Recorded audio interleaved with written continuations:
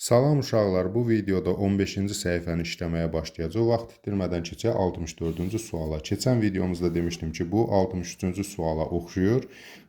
Ona görə də yaxşı olar ki, 63-ə də baxasınız, 64-də də. Ümumiyyətlə, oxşar suallar 2 dəfə verildikdə birinin izahına baxın. Daha sonra digərini özünüz müstəqil işləməyə çalışın. Əgər işləyə bilirsinizsə, deməli o sualı tam başa düşürsünüz. İşləməsəz, işləyə bilməsəz, təkrar həmin sualların izahına yenidən baxa bilərsiniz. 64-cü sualda deyilir, metallar verilib, kalsium və maqnezium, metalların kütləsi göstərilib və atom sayları verilib. Biz keçən dəfəki kimi bu dəfə də bu atom sayından yararlanaraq kütlənin tapılması qaydasına istifadə eləyəcəyik. Yəni, əgər atom sayı ikisində də n-dirsə, deməli, ikisi də eyni mol miqdardadır da. Bu neçə moldursa, o da o qədər moldur. O halda mən bilirəm ki, kalsiumun 1 molu 40 qramdır. Yəni 1 mol kalsium 40 qramdırsa, bəs 20 qram neçə moldur? X mol. X də bərabərdir. 1-i 20-yə vurub 40-a böləndə 0,5 mol eləyər. Deməli, kalsium neçə mol imiş? 0,5 mol. Axı, bunlar ikisi də eyni qədər atomu var, yəni eyni moldur. Onda deməli, aşağıdakı da 0,5 moldur. Yəni, maqnezium da 0,5 moldur. Yaxşı, indi maqneziumun kütləsinə baxaq. Bunun 1 molu 24 qramdırsa, bəs 0,5 mol neçə qram olacaq? X. X də bərabərdir. 0,5 24-ə vurub 1-ə böləndə 12 eləyər. Yəni, burada X 12 qram imiş. Ona görə də doğru cavab 12 götürərəm. Yəni, mol miqdarına yararlanaraq əvvəl buradan bura keçdim, molu tapdım. Sonra molun eyni olmağına istifadə edib X-i tapdım. Yəni, bu şəkildə getdim. Belə bu aypara tərsi formasında gelmiş oldum. İndi 65-ci suala baxaq. 65-ci sualda 27,9 qram deməli, alüminium sülfatın kristal hidratıdır bu. Bu qızdıralında 10,8 qram su alınmışdırsa, X-i hesablayın. Bilirik ki, kristal hidratlarda, məsələn, bu ola bilər 1 mol, 2 mol, 5 mol, neçə molsa burada var. Yəni, X-in yerində bir əmsal var. Kristal hidratı da qızdıranda su buxarlanır, yerdə qalır duzun özü. İndi biz bunu necə tapa bilərik? Əvvəlcə formulanı yazırıq. 66 da yer gəlmişə eyni tip sualdır. Ona görə də bu sualdan o sualı birin baxın, izahına sonra birin müstəqil işləməyə başlayın, sonra 66-ya baxın. Nəysə, alüminium 2, SO4, 3 vur XH2 yazıram. Bunun ümumi kütləsi nə qədər imiş? 27,9 qram imiş. 27,9 qram. Bəs bunu qızdıranda nə qədər su alınıb? 10,8 qram. 10,8 qram su alınıb. Deməli, yerdə qalan hissəsi də duz imişdi. Yəni, bu hissəni tapa bilərəm. 27,9-dan 10,8-ə çıxdıqda, deməli, qalacaq 17,1 qram. Deməli, 17,1 qram da duz hissəsi imiş. Yaxşı, indi X-i hesablamaq üçün mən bilirəm ki, burada mənə hazır verib, nələri verib? 342-ni verib. Yəni, alüminium ki, SO4 3-ün 342 qram kütləsi var normalda. Alüminium ki, SO4 3, yəni alüminium sulfatın kütləsi nə qədərdir? 342 qramdır. 342 qramda nə qədər su var? X vurulsun 18 qədər. Çünki suyun kütləsi 18-dir, 18x qədər var. X-i mən buradan tapa bilərəm. 17,1-də 10,8 qram varsa, bəs 342-də nə qədər var? 18x. Onda 18x bərabərdir. 342-ni vuraram 10,8-ə və bölərəm 17,1-ə. Bərabərdir. 17,1-nə 342 ixtisar gedər. Bu zaman eləyəcək 20. Məxrəcdən də tam azad oldu. 20-ni də vuraram 10,8-ə eləyəcək 108, 216. Yəni 18x 216-ya bərabərdir. X-i də mən tapmaq üçün x bərabərdir. 216-nı 18-ə bölərəm, eləyəcək 12-yə. Deməli, x-in cavabı nə imiş? Bizdən x-i hesablamaq tələb olunur da. Deməli, x-in cavabı 12-yə bərabərdir. X 12-dir burada. Deməli, indi keçək 66-cı suala. 66-cı sual da eyni tip sualdır. Ona görə də birinci dayandırın, baxın izaha baxın, daha sonra 66 müstəqil işləyin, sonra izahına baxın. Deməli, 66-cı sualda deyir ki, vərəqi dəyişək. 9,3 qram natrium yodidin kristal hidratını qızdırdı, 7,5 qram natrium yodidi almışsa X-i hesablayın. Yəni bax bu natrium yodid vur XH2O-nun ümumi kütləsi nə qədərmiş? 9,3 qram. Nə qədər natrium yodid var imiş? 7,5 qram. Onda mən bu cəmi bir yerdən cəmindən natrium yodid hissəsini çıxanda su hissəsini tapa bilərəm də.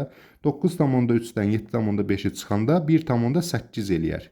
Yəni onda 1,8 qramda su var imiş. Qızdıranda həmin o su buxarlanıb kənarlaşıb, yerdə natrium yodid qalıb. İndi mən burada normalda verilib kütləsi natrium yodid 150 qramdır normalda. Yaxşı, bəs normalda su nə qədərdir? 18 vurulsun x qədərdir. Çünki x qədər H2O var. 18x. O halda mən bu tənasübü həll eləməklə, yəni 18x bərabərdir. 150-ni vuraram 1,8-ə və bölərəm 7,5-ə. Bu zaman 7,5 ilə 150 ixtisar gedər 20-nin 1-ə şəklində. 20-ni də vuraram 1,8-ə, eləyəcək 36. X də bərabərdir. 36-nı 18-ə bölürəm, olacaq 2. Yəni 18 2-nin 36 eləyər də. X da 2-yə bərabər olacaq. 62-ci sualın cavabı 2-yə bərabərdir. Daha sonra keçək 67-ci suala. 67-ci sualda biraz bu mürəkkəbləşmiş formada sualda, ona görə diqqətlə qulaq asmaq, diqqətlə izləmək lazımdır. Y-in mol sayı, deməli burada 0,1 mol verib. Y2 S5-in kütləsini isə burada 11,1 qram verib. İndi bizdən Y-in nisbi atom kütləsini müəyyən etmək tələb olunur. Y-in nisbi atom kütləsini müəyyən etməmişdən qabaq Y2 S5-in kütləsini tapmalıyam ki, həmin o kütlənin içindən kükürdü çıxsam, Y-in nisbi atom kütləsi, yəni ayrını tapa biləcəm. Bunun üçün nə edirik? Əvvəlcə baxım görürəm ki, deməli 0,1 mol Y olanda 11,1 qramdır kütləsi. Bəs normalda nə qədər Y var? Bax bu Y2 S5-in içərisində normalda 2 vardı indeksi. Yəni Y 2 moldur. 2 mol Y olanda nə qədər olur? X qədər olur. Yəni bu kütləsi MR-in tapa bilərəm. Yenə deyirəm, 0,1 mol Y olanda kütlə 11,1 qramdır. Bəs 2 mol, normalda bunun tərkibində 2 mol Y olanda nə qədər olar bunun ümumi kütləsi? X. X də bərabərdir. 2 vurulsun 11,1 bölünsün 0,1. Deməli, burada 0,1-ə bölmək elə hər iki tərəfi də 10-a vursam, yəni bunu da vursam, onda 0,1 buradan azad olacaq. Məxrəc ləğv olacaq. Buradan da 111 oldu. 111-i də 2, 222. Deməli, Y2 S5-in ümumi kütləsi nə qədər imiş? 222 qram imiş. Yaxşı, indi Y2 S5 222 qramdırsa, bəs Y-in özü nə qədərdir? Mən kükürdü bilirəm ki, 32-dir. 32 5-in 160. Yəni 222-dən 160-ı çıxanda sırf qalacaq Y hissəsi. Bax bu kükürdü çıxıram, 32 5-in 160-ı çıxıram, Y2 qalır. Yəni Y2-nin kütləsi nə qədər olacaq? 222-dən 160 çıxanda qalır 62. Y2 62-dirsə tək Y özü də, çünki ayrını bilmək üçün bir dənə Y tapmalıyam da 62-ni də 2-yə bölürəm 31 qram. Yəni 67-ci sualın cavabı bərabər olacaq 31 qrama. Bu şəkildə bir neçə üsullar, ən asan üsul budur. Qayda bir daha görürük ki, 0,1 molda 11,5 elədiyi üçün 2 molunda 222 elədi ümumi kütlə. Sonra ümumi kütlədən kükürdü çıxdı, qaldı 62 qram Y2. Onu da 2-yə böldü, tək Y. Yəni Y-in nisbi atom kütləsi də elədi 31 qram. 68-ci suala baxırıq. A və B maddələri arasında gedən reaksiyanın qrafikinə əsasən AX, BY, yəni AX, BY maddəsi əmələ gəlib. Həmin o birləşmədə XY cəmini hesablayın. Və burada kütlələri verib hər birinin. A-nın kütləsi, B-nin kütləsi. Bunun üçün nə edirik? Əvvəlcə baxıb görürük ki, A ilə B reaksiyaya girəndə A 100 qramdan 88-ə qədər düşüb. Yəni 12 qramı reaksiya girib 88 qramı artıq qalıb. Necə tapdım? 100-dən 88 qram 12 qram. Deməli A-dan neçə qram reaksiya girib? 12 qram. Sonra B tərəfə baxıram. B də 100-dən 36-ya gəlib. Deməli 100-dən 36-nı çıxsam 64 qram sərf olunub, 36 qramı artıq qalıb. Burada B tərəfə də yazıram 64 qram. Ondan sonra isə x deməli ax by-də bu x y yəni indekslər tapmaq üçün orijinal bir qayda var idi. Həmişə bunu standart bir qayda vardı. Onu tətbiq eləyirdik. Yəni A-nın nisbi atom kütləsini aşağıya, B-nin də 32-ni, yəni nisbi atom kütləni aşağıya, nisbi atom kütlələrini aşağıya, verilmiş kütləni yuxarıya. Bu şəkildə yazırıq. 12 ixtisar gedir 1, 64 ixtisar gedir 2. Yəni 1-i qoyaram A-nın ayağına, 2-ni qoyaram B-nin ayağına. Olacaq A, B, 2 maddəsi. O halda bizə indi nəyi soruşur? X, Y cəmini soruşur. Yəni bu indekslərin cəmi. A-da 1 idi, B-də 2 idi. 1 ilə 2-ni cəmləyəndə 3-ə bərabər olacaq. Yəni 68-ci sualın cavabı 3-dür. Keçək 69-cu suala. 69-cu sual cədvəldə görür ki 2 maddə verilib və burada x-in kütlə payı 40% yazılıb. İndi isə y-i tapmaq tələb olunur. Yəni bax buradakı kütləni tapmaq, kütlə payını tapmaq tələb olunur. X 40%dir və onun kütləsini bilmirəm. Amma deməli y-in isə kütləsi, daha doğrusu burada lityumun isə kütləsi 21 qramdır, çünki 7 üçün 21 qramdır. 21 qram neçə faizdir? 60%. Çünki opşu 100-dən çıxanda 60% edir. 60% lityumdur, o da 21 qramdır, 7 üçün 21. Amma 40% x-dir, onu hələ bilmirəm. Yaxşı, indi x-in kütləsini tapaq buradan. Deməli, 21-i 40-a vurarıq. 200, demək, x bərabərdir. 21 vurulsun 40, bölünsün 60. Sıfırları getdi. Deməli, burada da 84 ya da belə eləyək. Oldu 3, burada da 2, 21 də 3-ə bölündə 7 2-nin 14. Yəni biz buradan tapdıq, 14 olduğunu tapdıq kütləsin. Yaxşı, indi onu aşağı da eyni x-dir da, yəni burada indi kütlə payını tapaq. Biz bilirik ki, dəmir 56 qramdır. Həmin o tapdığımız kütlə də 14-dür, yəni 70. Və burada x-in kütləsi payını tapmaq üçün də 14-də yuxarıda yazaram. Deməli, 56 üstü 14, 70, 70-də 14. Deməli, ixtisar gedir hər ikisi 14-də. Bu qaldı 1, bu qaldı 1. 5-də 1 də 100%-ə vuranda, çünki bizə faizdən tələb olunur, 20%-ə bərabər olacaq. Yəni, 69-cu sualın cavabı 20% eləyəcək. Deməli, x, Y2O4 birləşməsində x-in oksigenə görə kütlə nisbəti 8-də 5, Y-in oksigenə görə kütlə nisbəti isə 8-də 3 kimidir.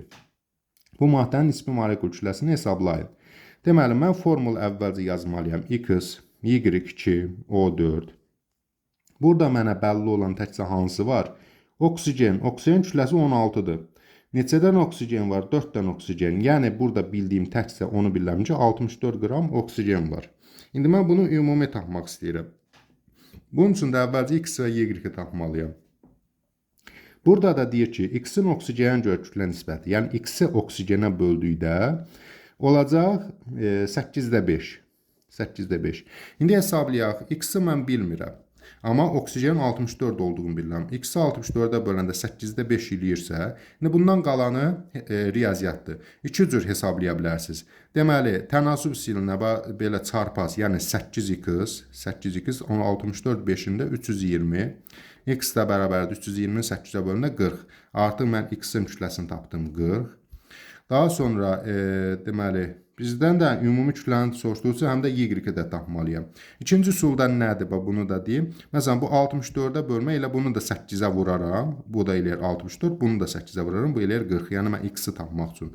Yəni, bu hansı üsuldan istifadə edirsiniz? Əsas odur ki, yəni burada riyaziyyat bizdən tələb olunmuyor. Bizə əsas lazım olan kimyada sualın doğru tapılmasıdır. Daha sonra, indi y-i tapmaq üçün görürəm, bir də 2y var. Yəni, 2y-i də oksigenə böləndə neçə eləyib? 8-də 3 eləyib. 8-də 3 eləyib. Yenə eyni qayda ilə, yəni 2y-i 64-də böləndə 8-də 3 eləyirsə, ya bunu 8-ə vuraram, 8 8-in 64, 8 üçün 24. 24 olduğunu taparam və yaxud da ki, belə 24-ü, daha doğrusu 2y-i 8-ə vurub, 64-ü də 3-ə vuraram. Sonra isə yenə də həmin cavab 24 çıxacaq. Yəni 2y 24-ə bərabərdir. Bəs tək y nəyə bərabər olur? 12-yə. Yəni burada tək y 12-dir. 2 ilə bir yerdə olur 24. İndi mən ümumi nisbi molekul kütləsini tapmaq üçün 40 üstəgəl 12 2-nin 24 üstəgəl 64. Cavab eləyəcək deməli 88 128-ə bərabər olacaq. Yəni 70-ci sualın cavabı 128-ə bərabərdir.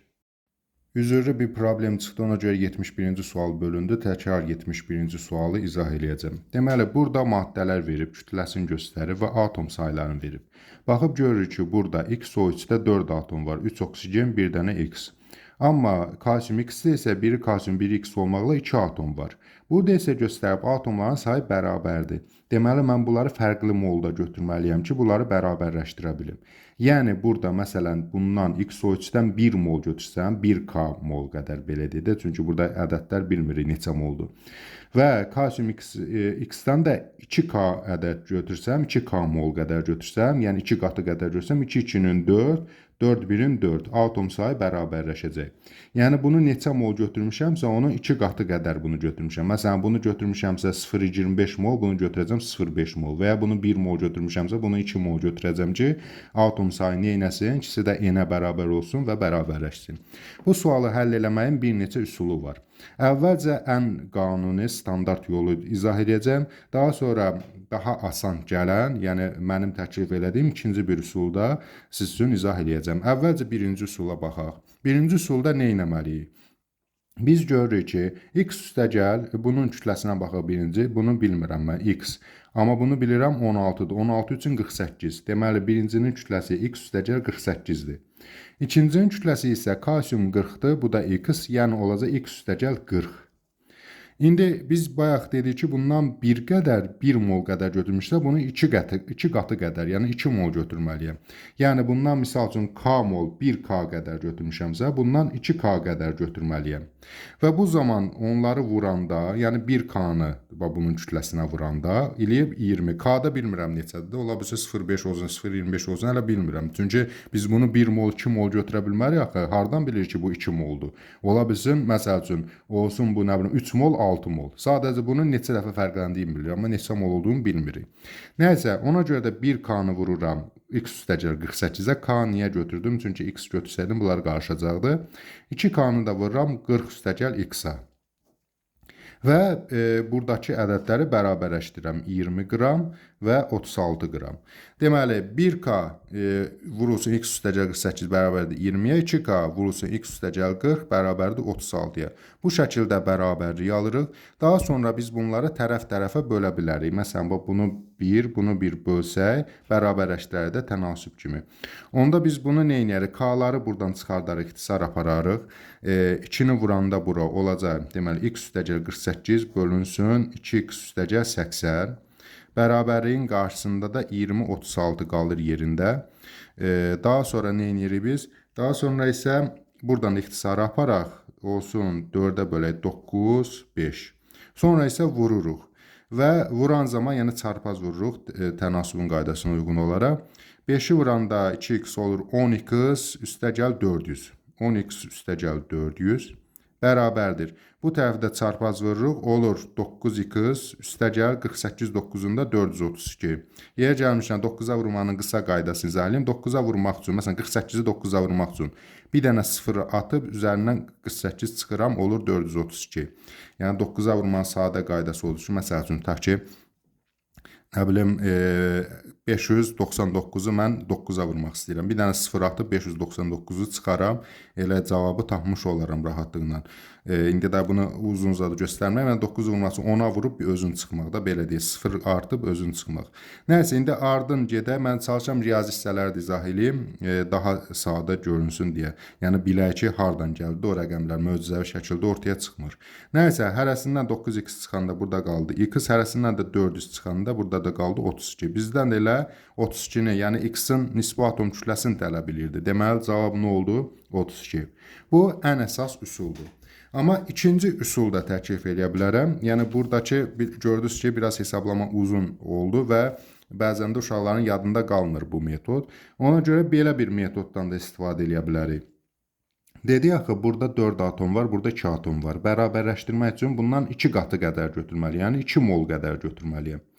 Onda mən bu 2-ni bax burada yazım. Yəni bundan 2 mol götürməliyəm ki, 2-2-nin 4 atom olsun. Burada isə 4 atom, yəni bərabərləşir. Bu şərti rəqəmlər deyirəm. Təbii ki, 4 atom ola bilməz. Ümumiyyətlə götürürəm. Onda mən bunu 2 qatı qədər deməli belə deyək də, 2 qatı qədər götürməliyəm ki, buna bərabər olsun. Yəni onda 36-nı 2-yə vuraram, olar 72 qram. Amma burada isə deməli elə burada 1 mol da götürsəm, məsələn 1 mol. Yəni x üstəgəl 48 şəklində bunların fərqini baxa bilərik. Bu şəkildə eləyə bilərik. Məsələn buradan da indi nə nəticə çıxacaq? Yəni biz bilirik ki, məsələn 36 40 burada 36 təbii ki 36-nın içərisində 40 ola bilməz də. Yəni 72-nin içərisində 40 olar. Ondan da 72-dən 40-ı çıxaram, 32 cavabını taparam. Və yaxud da burada da deməli neynədir, nə cür tətbiq elədik? Burada gördük ki, kalsium x-dir. Deməli bu 40 qramdır, bu da x hər hansı bir qram olmalıdır. Yəni 10 üçün də nəyə vurduq? 36-nı 2-yə vurduq 72. 72-dən də 40-ı çıxdım 32. Amma bu həmişə effekt verməyə bilər. Yəni nəyə görə? Çünki bu düzgün yol deyil də. Bu sanki belə deyək, biclik yoludur.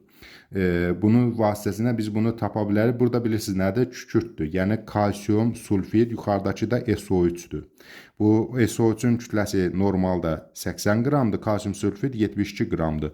Bundan götürüb yarım mol eləyib 36 qram, bundan da 0,25 mol götürüb eləyib 20 qram. Bu belə desək biclik metodudur. Yəni qanuni yoldur. Bir dənə də yenə yolu var. Onda isə hesablama daha asandır. Ümid edirəm bunu başa düşdünüz. Yəni biz bunun 2 qatı qədər olduğu üçün, bu 1 mol, bu 2 mol olduğu üçün bunu 2-yə vurdum, 36-nı 2-yə vurdum, 72. İçərisindən də kalsiumu 40-ı çıxdım, 32-ni tapdım. Bu şəkildə də eləyə bilərəm, amma yenə deyirəm, bu düzgün yol deyil. Məsələn, bu açıq sual olsaydı, ətraflı belə dedik, izahı verilmək tələb olsaydı, bu qəbul olunmazdı. İndi yaxşı, bəs hesablama metodu nədir? Hesablama metodu ilə belə eləyə bilərik. Məsələn, biz görürük ki, burada deməli 36-dır, burada isə 20-dir. Bunun təbii ki, 2 qatın qədər tapsam molun bərabərləşdirə bilərəm. Bu dəfə artıq bunları silək. Burada görmüşdünüz, bayaq 40 yazmışdım, ora qədər gəlib çıxdım, sonra problem yarandı, videona görə kəsildi, təkrar bu sual işləyirik. Deməli, onda mən bunu bərabərləşdirmək üçün mol sayını, axı bu 2 moldur, bu 1 moldur, düzdür? Amma mən molların bərabər eləmək istəyirəm. Bu da 2 mol olsun, bu da 2 mol olsun. Məsəl üçün deyirəm, 2 mol deyil, olsun məsəl üçün 0,25 mol hər ikisi. Onda bunun 2 qatını taparam, 20-ni 2-yə vuraram, 40. Daha sonra nə edərəm? Bu 40 ilə 36 arasında nə qədər? Yəni tərəf-tərəfə çıxarım. 40-dan 36 çıxanda 4. Amma normalda x üstəgəl 48-dən x üstəgəl 40-ı çıxanda neçə alınır? 8. Deməli 4 ilə 8 arasında görürəm ki 0,5 fərqlə. Deməli bu 1 mol götürəndə 1 mol 8 qram fərq yaradırsa, bəs neçə molu 4 qram fərq yaradır? X də bərabərdir 1 4-ə vurub 8-ə bölmək 0,5.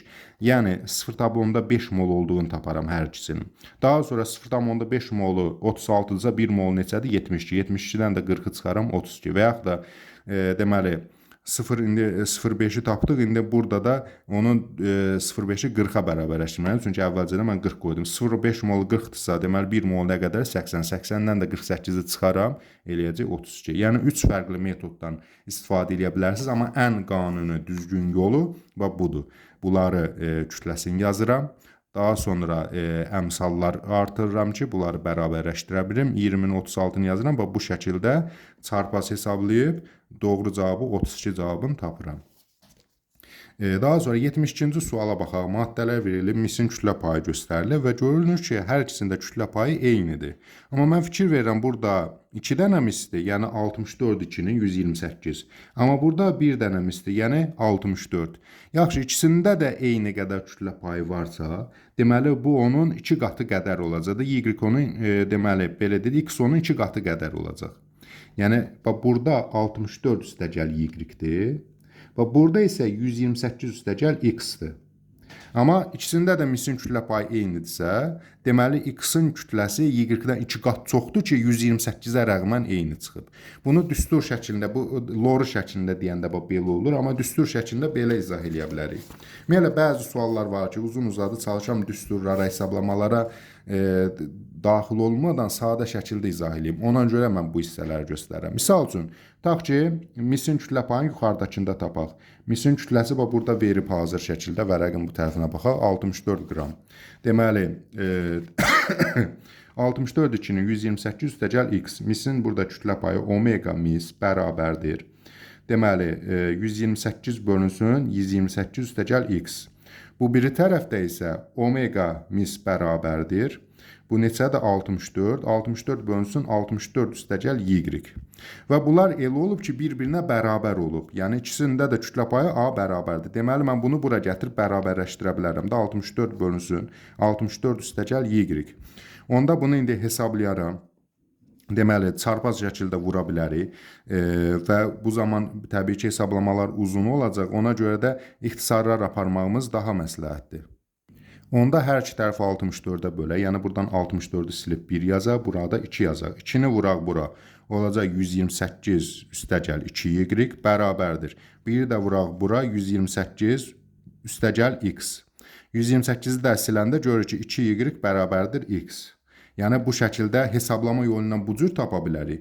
Amma ümumilikdə də görürəm ki, mən burada x ondan, yəni y-dən 2 dəfə çox olmalıdır ki, bərabər olsun. Yəni, x 2 dəfə çoxdur. Bax, gördüyünüz kimi, belə məntiqi nəticə ilə də, loru dili ilə də və yaxud da düstur üsulu ilə də eyni nəticə çıxır. X 2y-ə bərabərdir. Yaxşı, onda deyir ki, x, y2-nin birləşməsində x-in kütlə payını tapın. Yəni, x, y2 birləşməsində indi biz nə etməliyik? X-in kütlə payı omega x bərabərdir. X, y2-ni aşağıda tapmalıyam. Mən də bilirəm ki, indi hamısını x-a çevirək. Mən də bilirəm ki, x 2y 1x-a bərabərdir. Deməli, x üstəgəl 2y-də 1x-a çevriləndə x üstəgəl x, yəni 2x. Yuxarıda da x-i soruşduğu üçün tək x-i yazıram. 2x-da x vururam 100%, yəni x-ları çıxıram. 2-də 1-i 100% eləyəcək 50%. Cavab 50%-ə bərabər olacaq. Eyni tip sual həm də 73-cü sual da eynidir. Yenə eyni qaydada həll eləyək. Daha sonra lor izahın bu dəfə soruya saxlayacağım. Əvvəlcə nə edirik? Deməli, baxıb görürük ki, burada misin kütlə payı kuprum 2x-də, deməli, kuprum 2x-da, deməli, misin kütlə payı nə qədərdirsə, burada yazaq da bu şəkildə. Yəni, kuprumu bölüləm, kuprum 2x-ə bərabərdir. Həmçinin aşağıda da yenə kuprumu bölüləm, burada da 2-dir də, bunu da indeksində yazaq bura. Kuprumu bölüləm, kuprum y. Yəni, kütlə payı omega bərabərdir 2 mis bölünsün ümumi kütləyə və omega bərabərdir 1 mis bölünsün yenə ümumi kütləyə. Bunlar bir-birinə A olduğu üçün hər ikisi bir-birinə bərabərdir. İndi ədədləri yerinə qoyaq. 64 2-nin 128, altda da 128 üstəgəl x bərabərdir. Bu da 64, altda da 64 üstəgəl y. Sonra 64 ilə 2-nin 1-ə ixtisar gedir. Yəni, bu qalır burada 1. 2-ni bura çarpaz vururam, olur 128 üstəgəl 2y. 1-i də bura çarpaz vuranda 128 üstəgəl x. Və buradan 128-ləri də siləndə x 2y-ə bərabər olmuş olur. Daha sonra deyir ki, x, y2 birləşməsində y-in kütlə payını tap. Onda mən hamısını y-ə çevirim. Yəni, mr x, y2 bərabərdir. Deməli, x sözü neçəyə bərabərdir? 2y-ə.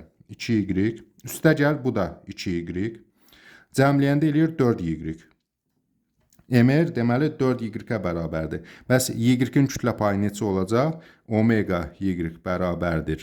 Görürəm ki, y burada neçə dənədir? 2 dənədir, çünki x y 2-dir. 2y mr-ə bölüləm 4y.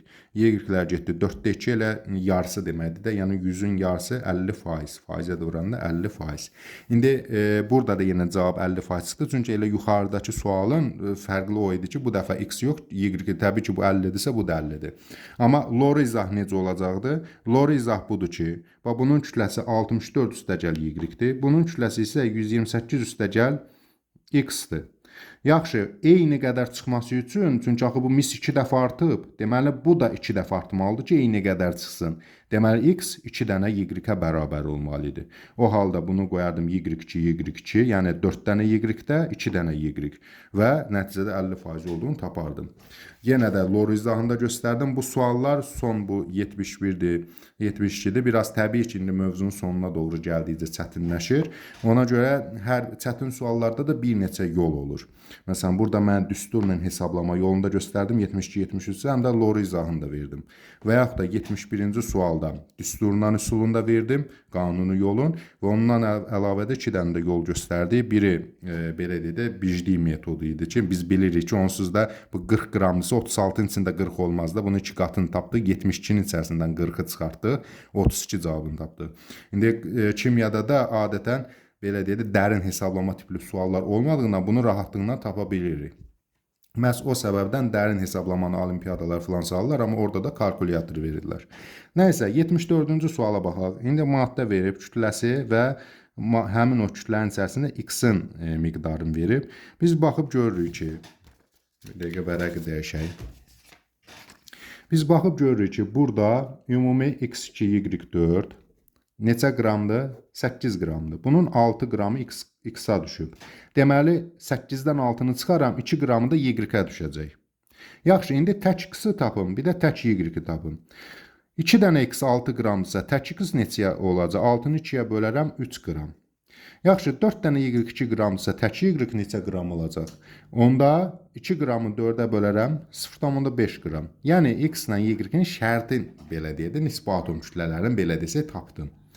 Daha sonra isə indi 52 qram x3 y8 almaq üçün nə qədər y lazımdır? Əvvəlcə x3 y8-in kütləsini hesablayaq.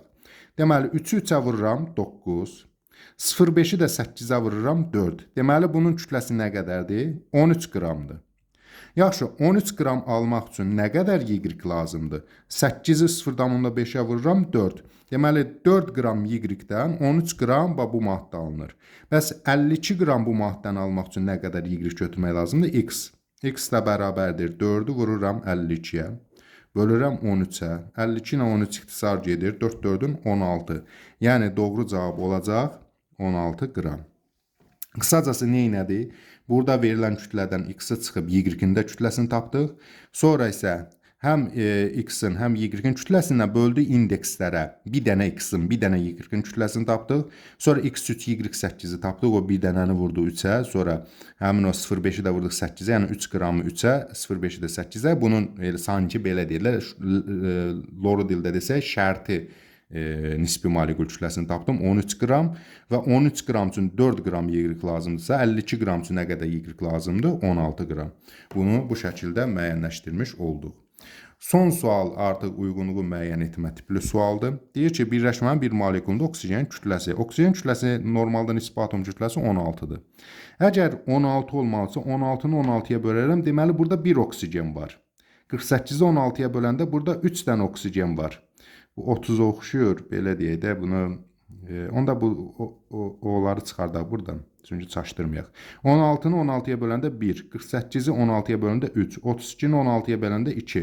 Yəni 1 oksigen olanda 16 qram, 3 oksigen olanda 48 AKV, 2 oksigen olanda da 32 AKV olacaq. Yaxşı, indi hər birində uyğun baxaq, görək, 1 oksigen hansında var? B-də və E-də. Deməli, 1-in cavabı BE. 3 oksigen hansında var? C-də. 2-nin cavabı C. Ondan sonra 2 oksigen bəs hansında var? D-də. Deməli, B, C, bir dənə A. A-da 5 oksigen, gərək 80 AKV olan oluydu. O da yoxdur. Deməli, 1-ə B bəndə uyğun gəlir, 2-yə C, 3-ə də D bəndə uyğun gəlir. Biz mövzular üzrə yox, səhifələr üzrə işlədiyimizdən bu səhifəndə elə fiziki, kimya hadisələr, kimya tənliklər mövzusunda 5 sualını işləmiş olacaq. Qalanını da növbəti səhifədə işləyəcəyik. Çünki səhifələr üzrə işləyəndə daha rahat uşaqlar axtarıb tapa bilir. Nəysə, hansı halda kimya hadisə baş verir? Maye havadan oksigen aldıqda xeyr, sadəcə mayeni belə deyil, havanı soyudular, mayeləşdirirlər, sonra tədricən sidəndə oksigeni ayrı alırlar, azot ayrı alırlar, hərəsində sanki bu distillədir də, havanın distilləsi. Bunu biz qazlar, ümumiyyətlə qeyri-üzvü kimyanı keçəndə daha ətraflı öyrənəcəyik. Bu fiziki hadisədir. Su buxarlandıqda, buz əridikdə, su donduqda bunlar hamısı aqreqat hal dəyişikliklərdir. Aqreqat hal dəyişən zaman tərkib dəyişməz. Deməli bu zaman hansı hadisə baş verər? Fiziki hadisə baş verər. Çünki məsələn belə deyək də su adi halda da H2O-dur, buxarlananda da H2O-dur. Təzədən buxarlanmış hava, həmin o su qayıdır, yağış şəklində belə deyək, yenə H2O-dur. Və yaxud da su donub buza çevriləndə buz da H2O-dur. Təzədən əriyib suya çevriləndə yenə H2O-dur. Tərkib dəyişmədi. Kimyəvi hadisə o hadisələrə deyilir ki, tərkibi dəyişsin, yəni formulası dəyişsin. Və bu uyğun gəlir suyun elektrolizinə. Suyun elektrolizi zamanı H2O parçalanır, hidrogen qazı və oksigen qazı əmələ gəlir. Deməli, bunda tərkib dəyişir. E bəndi. İndi ikinci sualda yenə deyir, hansı halda kimyəvi hadisə baş verir? Artıq bilirsiniz ki, aqreqat hal dəyişiklikləri, yəni buxarlanma, ərimə, kristallaşma, yox, belə deyək, buxarlanma, ərimə, aqreqat hal dəyişiklikləri fiziki hadisədir. Həmçinin ayrılma üsulları, kristallaşma, süzmə, bunlar da fiziki hadisədir. Yanma isə kimyəvi hadisədir. Niyə görə? Məsələn, kağız yanır, kağızın materialı, belə deyək də, maddəsi ayrıdır. O yanıb külə çevriləndə və o çıxan tüstünün tərkibindəki material, maddə ayrı maddədir. Daha sonra üçüncü fiziki hadisəni müəyyən edin. Oksigendən suyun alması O2-dən H2O-nu alıb. Deməli, fiziki deyil, bu kimyəvidir. Bunu getdi. H2-dən suyun alması, yenə H2-dən H2O alıb. Yəni tərkib dəyişib. Bu da kimyəvidir. Südün turşuması, süd ayrı maddə idi. Turşuyanda, yəni bakteriyaların təsirindən tamamilə ayrı bir maddəyə çevrildi. Ona görə bu da kimyəvidir. Suyun buxarlanması isə fizikidir. Su buxarlanan əvvəl də su H2O idi. Buxarlanandan sonra yenə H2O oldu. Tərkib dəyişmədi ki, ona görə də D bəndini götür. Dəmirin paslanması, amma tərkib dəyişir. Dəmir hava ilə reaksiya girir, paslanır. Deməli bu da deyil. Bu da kimyəvidir.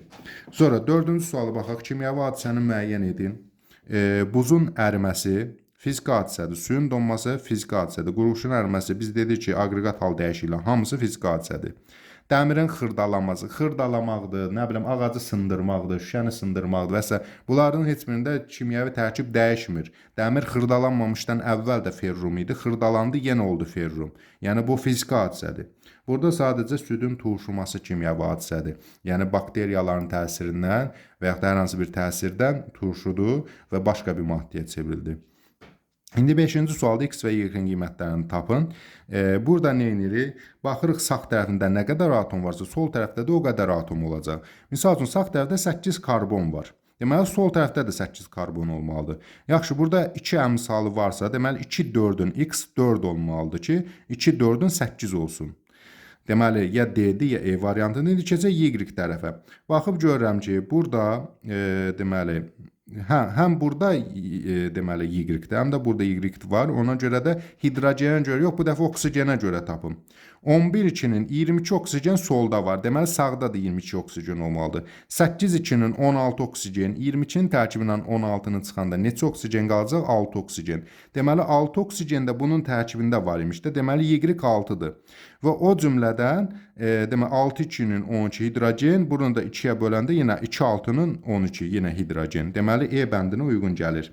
Bildiniz necə elədi? Yəni oksigenə görə tapdıq bu Y. Çünki gördük hər iki tərəfdə hidrogenləri müəyyən eləyə bilməm. Məsələn, burada 6-nı versəydi bunu tapardım rahat. 6-2-nin 12, 2-6-nın 12. Amma burada da Y, burada da Y olduğu üçün keçdim oksigen tərəfə, o birisindən istifadə elədim. 11-2-nin 22 oksigen, 8-2-nin 16-sını çıxdım. Deməli, 6-sı da bunun tərkibindədir. 6 oksigen də bunun tərkibindədir. Elə mən də onu Y-i tapmış oldum. Deməli, cavab olacaq 4, 6 E variantına uyğun gələcək. Sağ olun uşaqlar, növbəti dərslərdə görüşənədək.